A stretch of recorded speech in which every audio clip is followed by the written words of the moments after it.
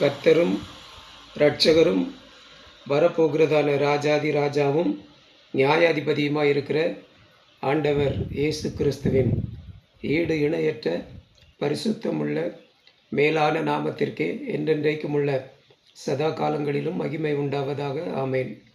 கிறிஸ்துவுக்குள் மிகவும் அன்பான சகோதர சகோதரிகளே, தெய்வ பிள்ளைகளே, பரிசுத்தவான்களே, உங்கள் அனைவருக்கும் விலையேறப்பெற்ற ஆண்டவர் இயேசு கிறிஸ்துவின் ஈடு இணையற்ற பரிசுத்தமுள்ள மேலான நாமத்தினாலே அன்பான வாழ்த்துக்களை இந்த Kingdom of Christ in Earth Mission Trust என்கிற உலகளாவிய ஒரே இந்திய சிறுபான்மை கிறிஸ்தவ மத ஸ்தாபனத்தின் சார்பாக, கிறிஸ்துவின் அரசாங்கத்தின் சார்பாக, மெய்யான கிறிஸ்தவ தேசத்தின் சார்பாக அன்போடு கூட தெரிவித்துக் கொள்கிறேன்.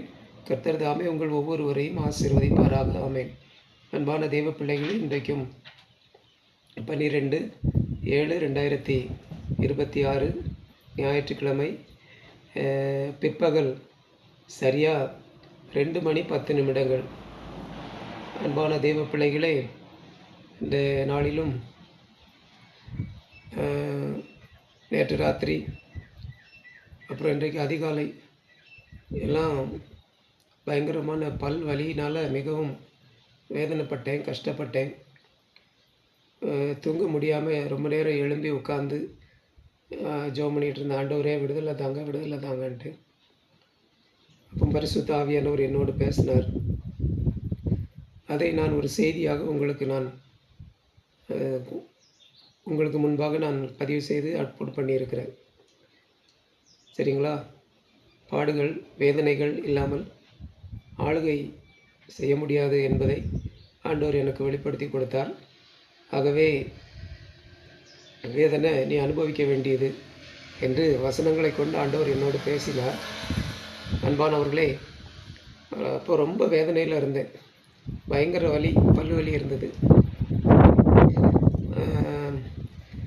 அதை அந்த செய்தியை நான் அப்லோட் பண்ணி ஷேர் பண்ணிவிட்டு ஒரு 5 மணி அளவில் நான் படுத்தேன்.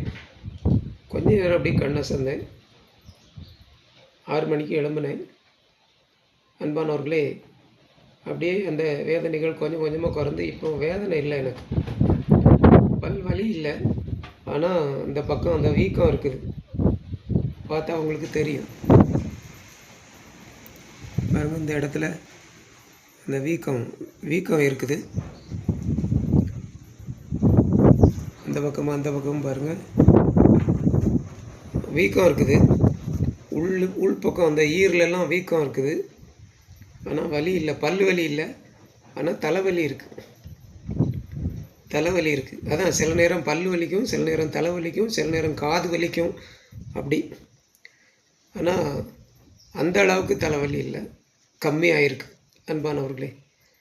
அப்புறம் ஆவியானுடைய ஏவுதல்னால நான் முன்னாடி அந்த பிரசவ ஸ்திரீக்கு ஒத்த வேதனையை நான் தாங்குவதற்கு, நான் சகிப்பதற்கு எனக்கு பலன் தாங்க ஆண்டவரே அப்படின்னு ஜெபம் பண்ணிட்டு இருந்தேன். இப்போது அந்த ஜெபத்தை நான் மறந்துட்டேன். சரிங்களா? மறுபடியும் இன்றைக்கி அதிகாலையிலேருந்து மறுபடியும் அப்படி ஜெபம் பண்ண ஆரம்பிச்சிருக்கேன். வேதனை வேண்டான்னு சொல்லலை. அந்த வேதனைகளை பல்வலியாக இருந்தாலும் சரி, தலைவலியாக இருந்தாலும் சரி, காது வலியாக இருந்தாலும் சரி, முழு தலைவலி எதுவாக இருந்தாலும் அந்த வேதனைகளை, அந்த பிரசவ ஸ்திரீக்கு ஒத்த அந்த வேதனைகளை தாங்குவதற்கும் சகிப்பதற்கும் அதை மேற்கொள்ளுவதற்கும் எனக்கு பலன் தாங்க ஆண்டவரே அப்படின்னு சொல்லி ஜெபம் பண்ண ஆரம்பிச்சிட்டேன் மறுபடியும்.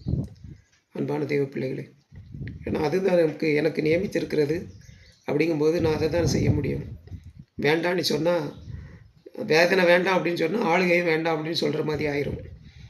ஆகவே அன்பானவர்களே, அந்த வேதனையை தாங்கிறதுக்கு, சகிப்பதற்கு, மேற்கொள்வதற்கு எனக்கு பலன் தாங்க, கிருபை தாங்க அப்படின்னு ஜெபம் பண்ண ஆரம்பிச்சிட்டேன். பல்வலி இல்லை, லைட்டாக தலைவலி இருக்குது அன்பானவர்களே. மாத்திரைலாம் சாப்பிடலை, மருந்துலாம் ஒன்றும் வைக்கலை. சரிங்களா? அன்பான தெய்வ பிள்ளைகளே, கர்த்தர் தாமே உங்கள் ஒவ்வொருவரையும் ஆசீர்வதிப்பாராக. ஆமேன், ஆமேன், ஆமேன். Praise the Lord. Thank you Jesus.